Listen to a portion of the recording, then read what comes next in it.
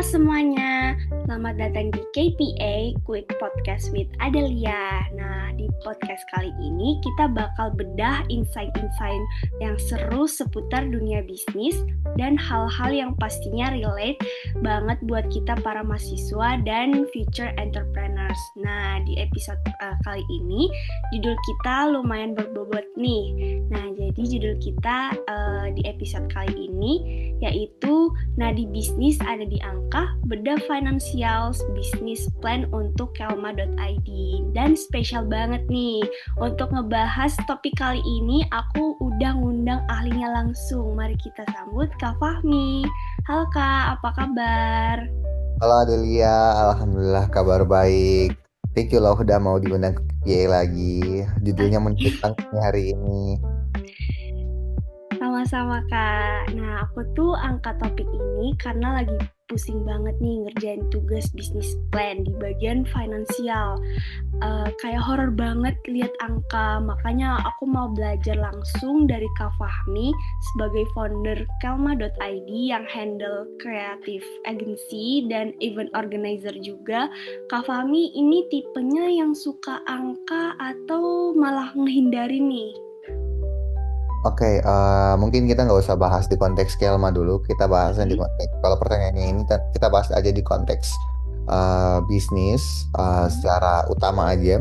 Biasanya ada dua tipe. Ada yang kalau berhadapan sama keuangan, ada yang sangat semangat, yang fascinated by numbers. Mereka kalau lihat laporan keuangan tuh kayak suka banget. Nah, ada juga yang frightened, yang takut kalau terintimidasi sama istilah-istilah keuangan. Awalnya mungkin banyak pebisnis ya, ada yang kalau masuk ke dunia bisnis tuh takut. Mereka tuh masuk ke tipe kedua. Tapi sebagai owner kami di Kelma itu sadar betul bahwa angka finansial itu vital signs dari bisnis kita. Berarti nggak boleh dihindarin ya Kak, meskipun angkanya lagi jelek atau lagi turun gitu Kak.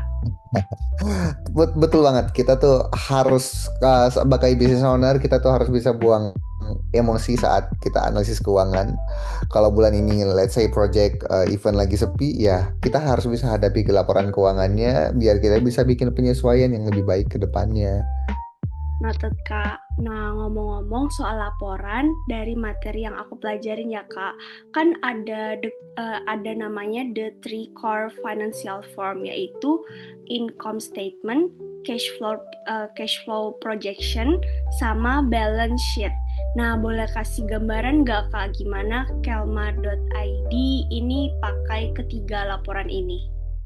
Oke, pasti bisa dong. Kita bedah satu-satu ya. Kalau misalnya kita mulai dari income statement, uh, ini laporan laba rugi. Tiga ini sebenarnya kalau waktu kuliah itu kita pelajarin pastinya di semester 1 atau semester 2 kalau nggak salah di Basic of Accounting. Itu laporan laba rugi tujuannya pasti ngukur kalau di bisnis kita itu di Kelma itu dapat keuntungan atau rugi dari project-project yang kita jalanin. Nah, selanjutnya cash flow ini arus kas, ini krusial banget untuk Kelma sebagai agensi. Laporan ini proyeksiin uang kas yang masuk dan keluar, jadi kita bisa pastiin dana yang cukup buat bayar vendor, gaji tim production, dan kewajiban jangka pendek lainnya. Cash flow ini harus betul-betul kita perhatikan karena untuk bisnis jasa kadang klien itu belum, ketika kita piutang, ketika mereka ada piutang ke kami, kadang mereka belum langsung bisa directly bayar setelah project. Nah, di lain sisi kadang kita tuh harus sudah bayar vendor, bayar fee management dan sebagainya. Makanya arus kas yang kita buat itu harus benar-benar rapi, harus dipertahankan agar bagus. Oh, make sense sih Kak. Nah, jadi laba rugi itu soal untung gak sih projectnya.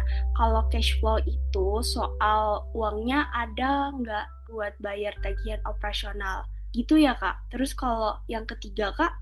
Oh ya, yang ketiga itu balance sheet atau neraca.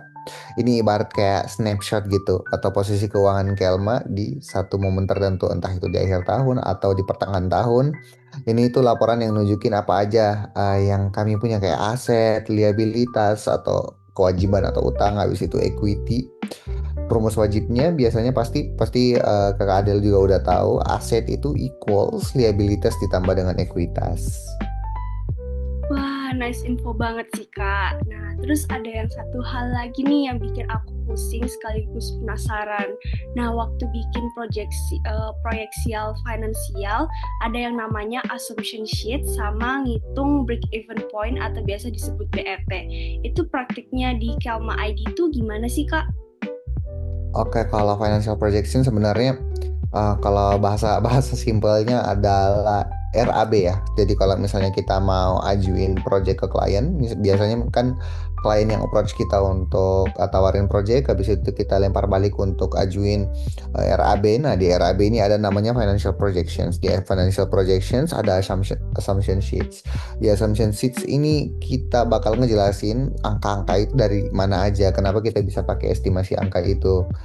Nah, ini angka-angka ini juga pastinya kita dapatkan based on facts, based on our projects before, biar angkanya itu kredibel di mata klien.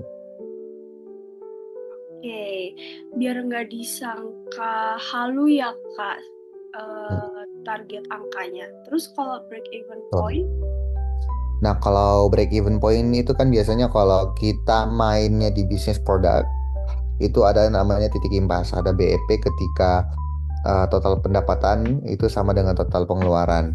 Nah, tapi kalau kita mainnya di bisnis jasa kayak di Kelma, di Creative Agency, biasanya BEP itu kita hitung per project.